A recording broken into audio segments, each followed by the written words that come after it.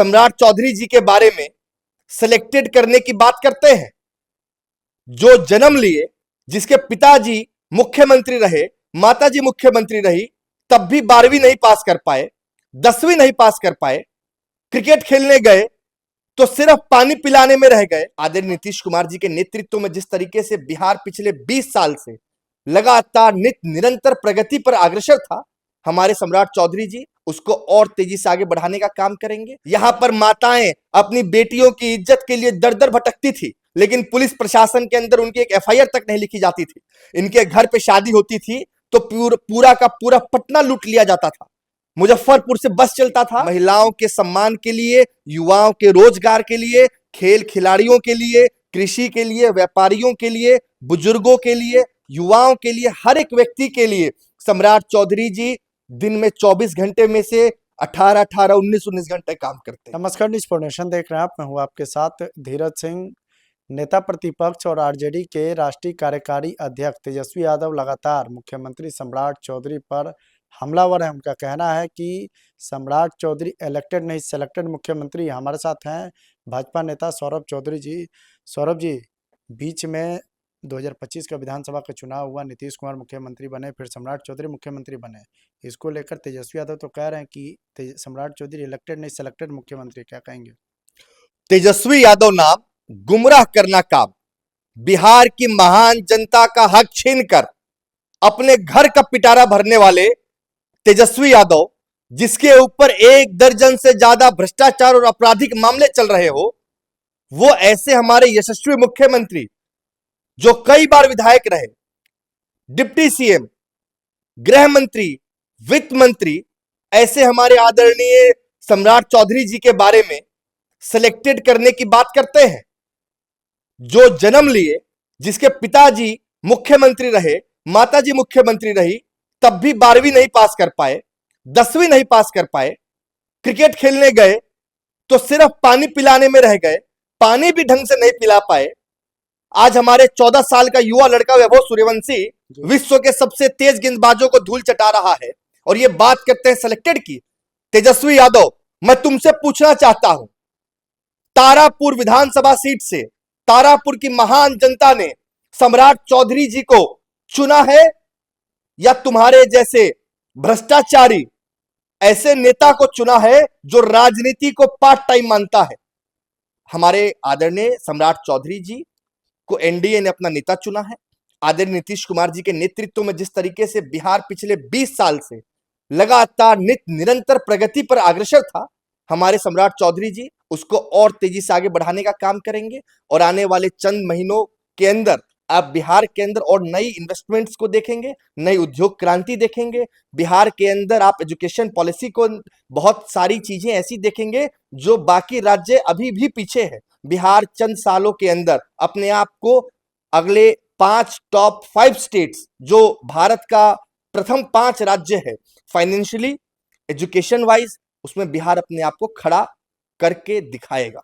लेकिन तेजस्वी यादव तो आरोप लगाते हैं कि मूल मुद्दा से सम्राट चौधरी भटक चुके हैं। बंगला, सुरक्षा और पता नहीं क्या क्या मुद्दा पे बात कर रहे हैं। चीफ मिनिस्टर नहीं, चीफ मिनिस्टर हैं सम्राट चौधरी। अच्छा, चीफ मिनिस्टर की बात कौन कर रहा है? तेजस्वी यादव, जिसके मां के कार्यकाल में एक महिला मुख्यमंत्री राबड़ी देवी के जब उनका कार्यकाल चल रहा था, तो एक आईएएस अपनी वाइफ की इज्जत को बचा पाने में सफल नहीं हो पाया। यहां पर माताएं अपनी बेटियों की इज्जत के लिए दर दर भटकती थी, लेकिन पुलिस प्रशासन के अंदर उनकी एक एफआईआर तक नहीं लिखी जाती थी। इनके घर पे शादी होती थी तो पूरा का पूरा पटना लूट लिया जाता था। मुजफ्फरपुर से बस चलता था तो पटना आने में 4 बार लूटा जाता था। लोगों के पास चप्पल तक नहीं छोड़ते थे। ये उस पार्टी के सरगना, ये डकैत, भ्रष्टाचारी। मैं कहना चाहता हूं तेजस्वी यादव जी, आपके जितने गुंडे माफियाओं के साथ आप लोगों ने बिहार को लूटने का काम किया है, वो था चीप काम।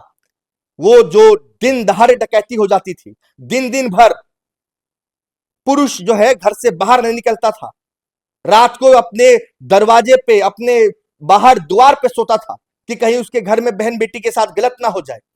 ऐसे पार्टी के नेता जो अपने आप को बहुत बड़ा बिहार की राजनीति में मसीहा बनाने की कोशिश कर रहे हैं, तो मैं आपको कहना चाहता हूं, आप उसी जंगल राज के युवराज हो और आप उसी चीफ मिनिस्टर के घर के लड़के हो जिसने बिहार की महान जनता को गुमराह करने के और बिहार की जनता को लूटने का काम किया है।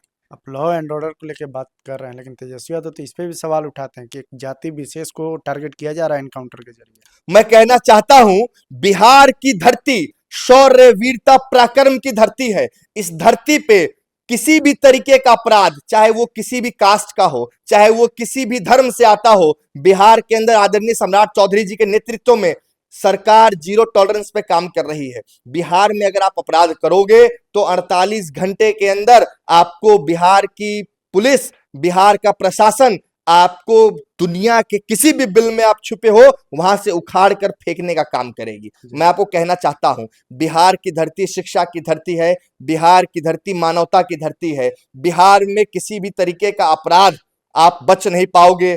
अगर आपने बिहार पुलिस को चैलेंज करने की कोशिश की तो आदरणीय मुख्यमंत्री जी ने पहले ही स्पष्ट शब्दों में कहा है कि 48 घंटे के अंदर बिहार पुलिस करारा जवाब देगी। रही बात, अगर आप उत्तर प्रदेश भागोगे तो उधर बाबा बैठे हैं, बंगाल भागोगे तो उधर शुभेंदु दा बैठे हैं। किसी भी तरीके से बिहार के अंदर या तो अपराध बंद कर दो या बिहार छोड़ दो। आखिर में एक सवाल है कि 25 के विधानसभा चुनाव में अब बिहार प्रचार करने गए, अब 30 में जब प्रचार करने के लिए जाएंगे तो बिहार कहाँ देख रहे हैं सम्राट चौधरी के नेतृत्व में? आदरणीय सम्राट चौधरी जी के नेतृत्व में बिहार अगले 4-5 साल के अंदर, मैंने पहले ही आपको कहा है कि 4-5 साल के अंदर चाहे शिक्षा की बात हो, चाहे उद्योग क्रांति की बात हो, चाहे रेलवेज की बात हो, हाईवेज की बात हो, चाहे डाटा सेंटर की बात हो, चाहे आप देखेंगे सेमी कंडक्टर की बात हो, चाहे मखाना बोर्ड की बात हो, बिहार के यशस्वी मुख्यमंत्री जी महिलाओं के सम्मान के लिए, युवाओं के रोजगार के लिए, खेल खिलाड़ियों के लिए, कृषि के लिए, व्यापारियों के लिए, बुजुर्गों के लिए, युवाओं के लिए, हर एक व्यक्ति के लिए सम्राट चौधरी जी दिन में 24 घंटे में से 18-18, 19-19 घंटे काम करते हैं। जी, चलिए तो बहुत बहुत धन्यवाद। यह भाजपा नेता सौरभ चौधरी जी। दिल्ली से न्यूज़ फॉर नेशन के लिए मैं धीरज।